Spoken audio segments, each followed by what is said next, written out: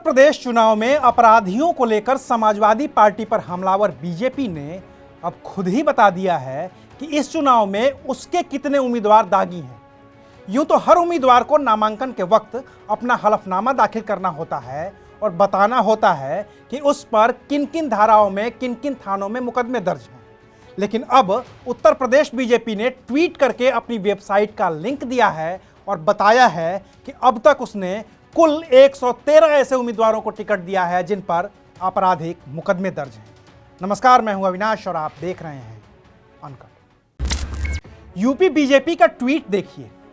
साफ तौर पर लिखा है कि चुनाव आयोग की आदर्श आचार संहिता का अनुपालन करते हुए उत्तर प्रदेश विधानसभा चुनाव 2022 के लिए भारतीय जनता पार्टी द्वारा निम्न जानकारी सार्वजनिक की जाती है। लेकिन जो जानकारी सार्वजनिक की गई है उसके बारे में लिखा नहीं है, सिर्फ लिंक दिया है। लिंक पर क्लिक करने पर जो पेज खुलता है वो उत्तर प्रदेश बीजेपी की वेबसाइट है, जो सीधे उस पेज से कनेक्ट होती है जहां बीजेपी ने अपने 113 दागी प्रत्याशियों की लिस्ट जारी की है। इस लिस्ट में पहला नाम है ब्रजेश सिंह रावत का, जो देवबंद से उम्मीदवार हैं। इनके खिलाफ आईपीसी की धारा 147, 148, 149, 353 और 7 क्रिमिनल लॉ एक्ट और पब्लिक प्रॉपर्टी डैमेज एक्ट के तहत केस दर्ज है।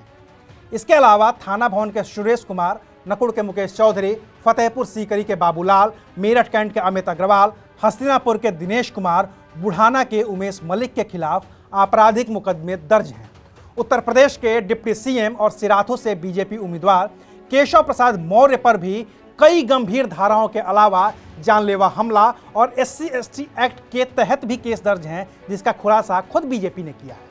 योगी सरकार में राज्य मंत्री उपेंद्र तिवारी के खिलाफ भी कई गंभीर धाराओं में केस दर्ज है, जिनमें 147, 148, 149, 332, 341 और 7 CLA के तहत केस दर्ज है।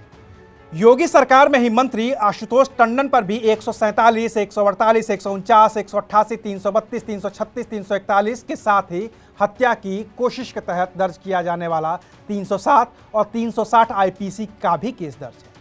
बाकी तो बुढ़ाना के उमेश मलिक, आगरा दक्षिण के योगेंद्र उपाध्याय, बुलंदशहर के प्रदीप चौधरी, नजीबाबाद के कुंवर भारतेंद्र सिंह, मेरठ दक्षिण के सोमेंद्र तोमर, आगरा कैंट के डॉक्टर GS धर्मेश, नगीना के डॉक्टर यशवंत सिंह, सहारनपुर देहात के जगपाल सिंह से लेकर आखिरी नाम करनेलगंज के उम्मीदवार अजय का है, जिनके खिलाफ आपराधिक मामले दर्ज हैं और इसकी एक लंबी फहरिस्त है।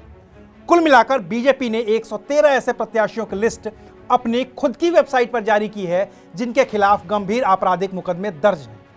लिहाजा बतौर वोटर उम्मीद सिर्फ इस बात की है कि बीजेपी किसी भी दूसरी पार्टी पर कम से कम इस बात की तोहमत नहीं लगाएगी कि दूसरी पार्टी ने किसी दागी को उम्मीदवार बनाया है, क्योंकि खुद पार्टी विद डिफरेंस वाली पार्टी ने ही अभी तक 113 दागी उम्मीदवारों की ऐसी लिस्ट जारी कर दी है जिन पर दंगे से लेकर हत्या की कोशिश तक के केस दर्ज हैं, और वो उत्तर प्रदेश की जनता के नुमाइंदे बनने के लिए चुनावी मैदान में हैं।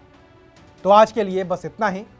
शुक्रिया, आप देख रहे थे अनकट।